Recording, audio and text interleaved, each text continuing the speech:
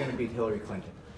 I think if you just listen to the message I delivered out there, if we decide to run, I think the opportunity presents itself to unite America around an economic message, a message that's pro-worker, pro-family, and doing something that creates opportunities for people to rise in America like we haven't seen in a long time. And they're not going there. They don't want to make things in America. They've become the party that's so committed to green that they don't want to make anything here. And the jobs that come with that are the jobs that allow Americans to rise.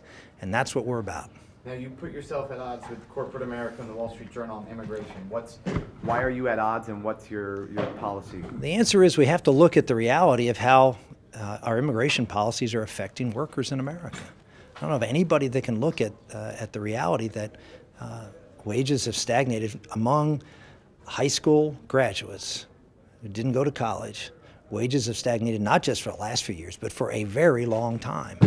And when you look at immigration in America, the vast majority of the immigrants who are coming into this country are unskilled workers who are competing against these very workers. And so the idea that that our principal objective when it comes to immigration is to keep labor costs down means that we're going to keep labor costs down primarily for lower income workers. That's not a good policy for our country. Oklahoma has a lot of military bases. And presidents, Republicans in the past have done base closures. Some Republicans are talking about defense spending cuts. What's your approach to base closures and defense? I'm just the opposite. I mean, we're looking at a very strong pro-growth plan. But the pro-growth plan is not going to be a huge tax cut. I mean, we're looking at something that's going to come in at around revenue neutrality. And if we're successful in growing this economy the way I believe we will, then we can do something about defense spending. We can do something about the debt because we'll have a lot lower outlays on entitlement programs, and we may even have a slight increase in overall revenue collections, which would come with growth. What do you think needs to change most about the Republican Party? I think I laid it out pretty clearly. I think we need to be the party that's pro-growth, pro-worker, and pro-family, and have a policy that goes out there and says if we can grow the economy overall, we can focus in on making us competitive in the manufacturing arena, so we can create jobs for semi and lower skilled workers, and we can do something to try to help reknit the American family, to create a better opportunity for kids to be raised in stable and healthy homes. You're talking to a big chunk of America right now, of which, unfortunately, very few of whom vote for us. And I think that's the message, not just to win. I mean, I almost feel uncomfortable talking about, well, we need to do that to win. We need to do that because it's the right thing for America. And if you do the right thing for America, you'll win.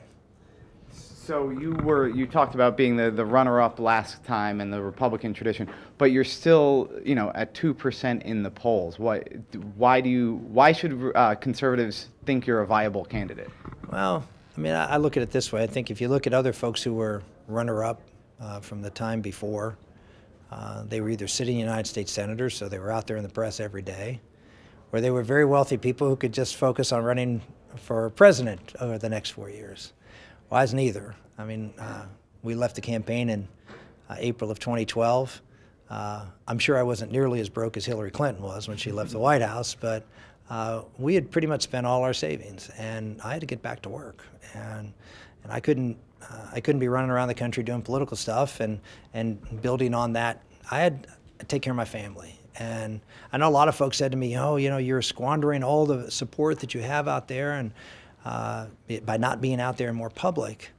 And I said, taking care of your family is never a bad thing. And I think in time, if we end up doing this and we end up getting out there, I think people understand we did what we did. We built an organization called Patriot Voices, which is a great group of folks, over 5,000 volunteers across this country, about 180,000 people who we communicate on a regular basis. We got a good grassroots network out there, and we decided to pull this trigger. I'm confident that we'll be. Look, I remind people that, and we won the Iowa caucuses back in January of 2012. I was at 4% in the national polls. I think I was last. So we won the Iowa caucus, and I think I was last in the national polls. So the idea that national polls mean anything, I just think, I mean, you want to talk about a case in point where they don't. I became that night pretty much the alternative to Mitt Romney, when if you were looking at who in the national polls should be recognized as such, no one would have put me on the list.